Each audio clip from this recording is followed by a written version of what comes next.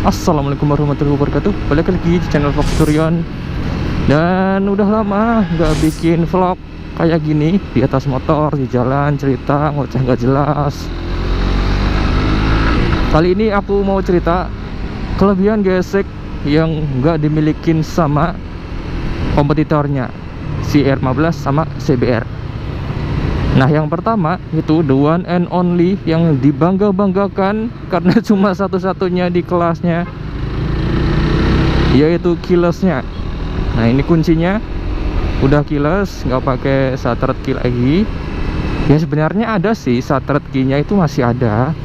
Ini kan kalau dijabut jadi kunci juga. Ini kalau dijabut tuh jadi kunci. Tapi ya harus connect sama remote-nya dulu kalau mau buka. Nah, itu yang dipunyai sama GSX tapi nggak dimilikin sama kompetitornya.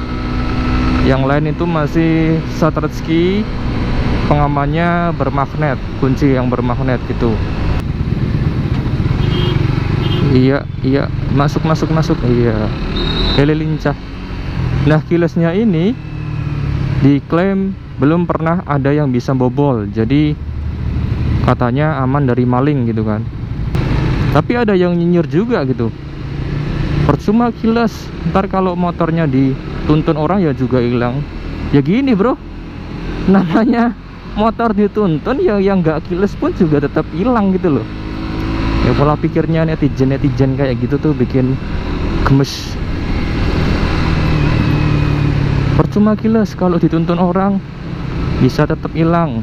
Ya semua motor kalau dituntun orang ya tetap hilang. Makanya dikunci setang bro, gitu. Suka heran emang. Lanjut yang kedua gitu, bobotnya. Ini GSX bobotnya paling ramping daripada kompetitor. Seriusan, karena udah banyak juga teman-temanku yang memvalidasi ini. Dikiranya kan motor berat gitu kan, kalau dilihat kan berfiring kayak motor gede berat gitu. Terus pas aku suruh coba, aku suruh nuntun, aku suruh naikin, mereka juga kaget gitu, ternyata enteng gitu. Aku pun juga ayo pak, yuk mobilnya mau kemana. Aku pun juga setuju kalau motor ini tuh ringan banget. Bukan ringan aja gitu, emang ringan.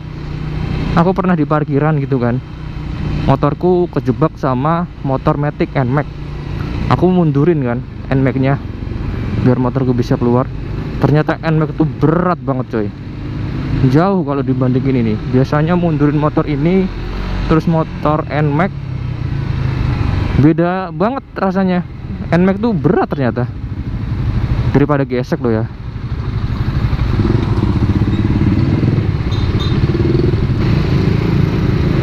Yuk masuk mbak, tak kasih jalan mbak. Oke.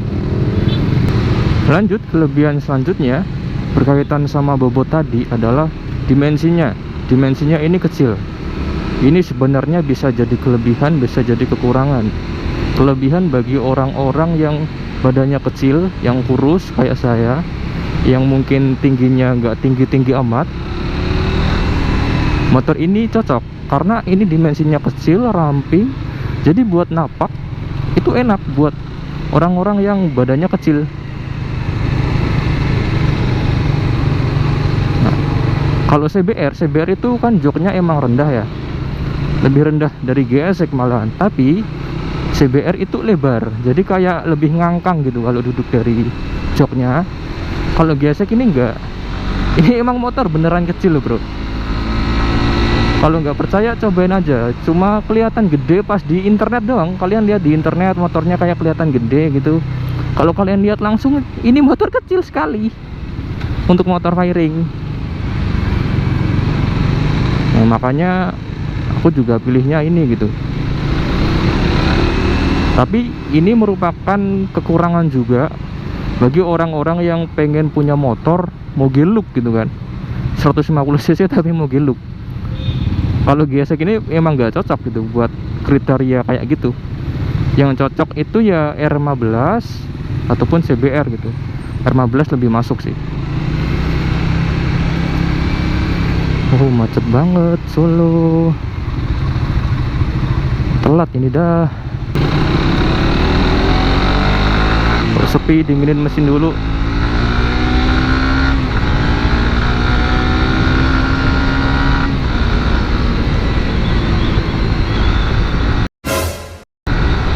Wasyih, Bapak, spot jantung aing. Mungkin di kamera kayak kelihatan jauh ya, tapi karena ini kamera wide, jadi sebenarnya itu lebih deket cuy. Asli itu, kaget ya.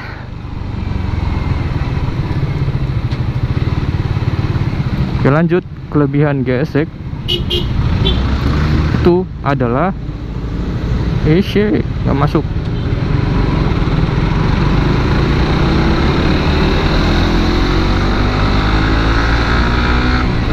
Lanjut lanjut kelebihan GSX itu adalah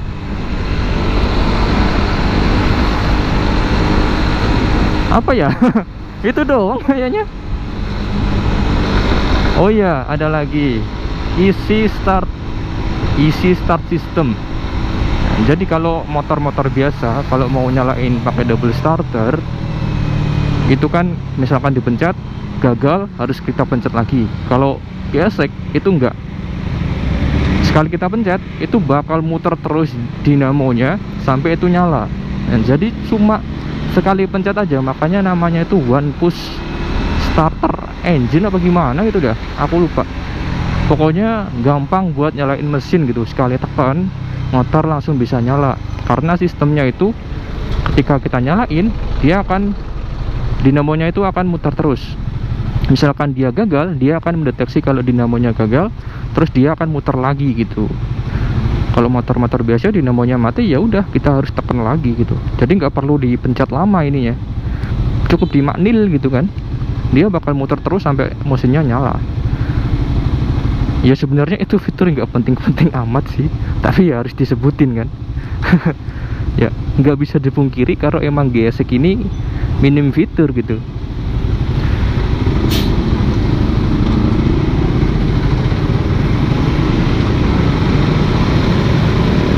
Terus kelebihan yang lain yang sering dieluh-eluhkan para pecinta Suzuki, yaitu mesinnya paling kencang di kelasnya.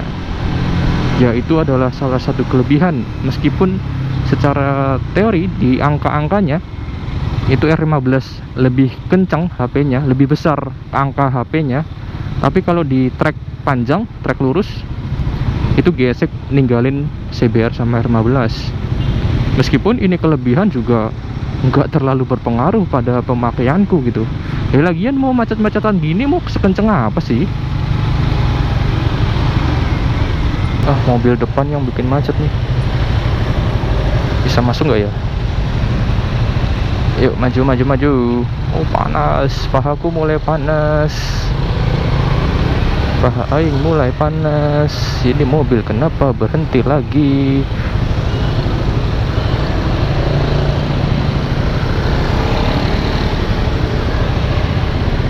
Oke, kosong. Ini kudu ngebut ini buat ngedinginin mesinnya. Panas, bukan panas sih, anget. 150 cc mas, panas apa sih?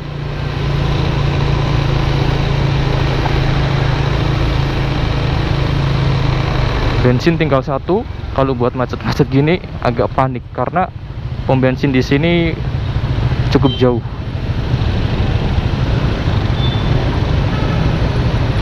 Yuk maju.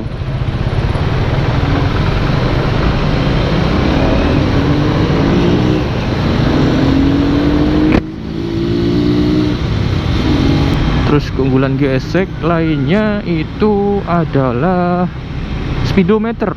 Mungkin speedometer ini adalah keunggulan. Meskipun kompetitornya juga sama-sama digital, tapi untuk desain dan juga informasi yang ditampilkan itu menurutku informatif GSX. Speedonya nggak lebay fiturnya. Ini kenapa berhenti mbak? Depan kosong mbak, maju mbak. Oh,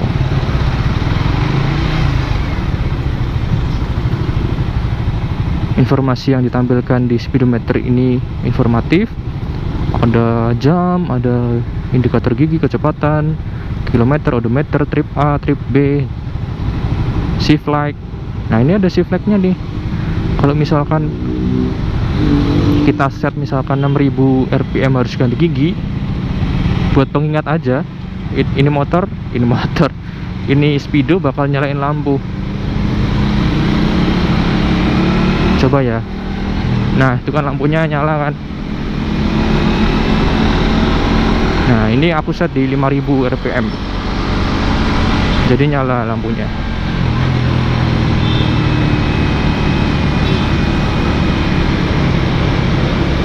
Beda sama kompetitornya yang speedometernya menurutku agak lebay sih ya. Banyak fitur-fitur, tapi fitur-fitur itu sebenarnya kalau nggak ada pun juga nggak pengaruh gitu loh. Misalkan track day yang buat nampilin kecepatan di track itu ya nggak terlalu pengaruh gitu buat aku yang emang nggak pernah nge-track.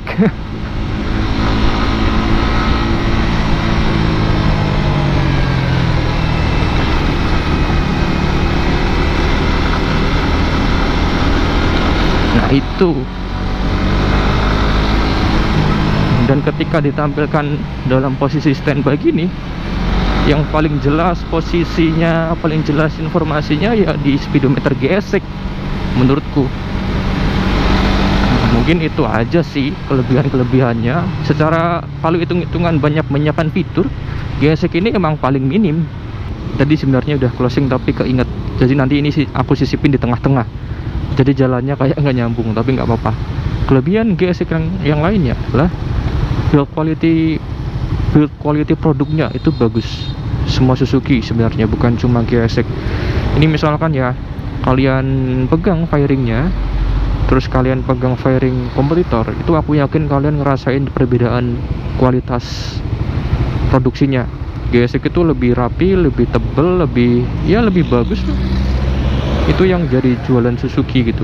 Makanya ketika kita riding gitu kan, motor Suzuki itu nggak ada kerasa geter-geter apa gitu, geter batok lah, geter fairing lah, geter apalah. Ya beda sama beberapa motor dari kompetitor yang emang baru beli dari dealer pun dipakai riding itu langsung geter batoknya, geter bodinya. Ya gitulah Suzuki, keunggulannya ya build quality salah satunya. Lanjut ke jalan yang tadi, dari harganya juga paling murah soalnya kan. Nah ini kelebihan juga sih harga tuh, harganya murah, dapat motor yang kayak gini udah cukup ini buat orang-orang yang demen motor sport. Nggak terlalu wah gitu fiturnya kan, nggak ada fitur yang sebenarnya ada, tapi kalau nggak ada pun juga nggak masalah. Ini bisa jadi pilihan orang-orang yang pengen nyoba motor sport, asalkan suka desainnya dulu nih. Gesek soalnya desainnya emang bukan untuk semua orang. Mungkin itu aja yang bisa aku sampaikan. Kalau kalian punya informasi tentang kelebihan gesek yang belum aku sebutin tadi, bisa ditulis di kolom komentar. Kalau kalian punya saran bikin konten apa lagi bang, tulis aja di kolom komentar. Kalau punya unek-unek ya apa aja lah, kalian boleh nulis apa aja di kolom komentar. Terima kasih udah nonton, jangan lupa follow IG ku. Kalau minta follow back tinggal bilang aja, nanti aku follow. Terima kasih yang udah nonton, jangan lupa tonton video-video yang lainnya. Assalamualaikum warahmatullahi wabarakatuh. Kalau kalian suka dengan channel ini boleh di subscribe, kalau nggak suka ya nggak usah di subscribe. Keep safety riding as always. Assalamualaikum warahmatullahi wabarakatuh.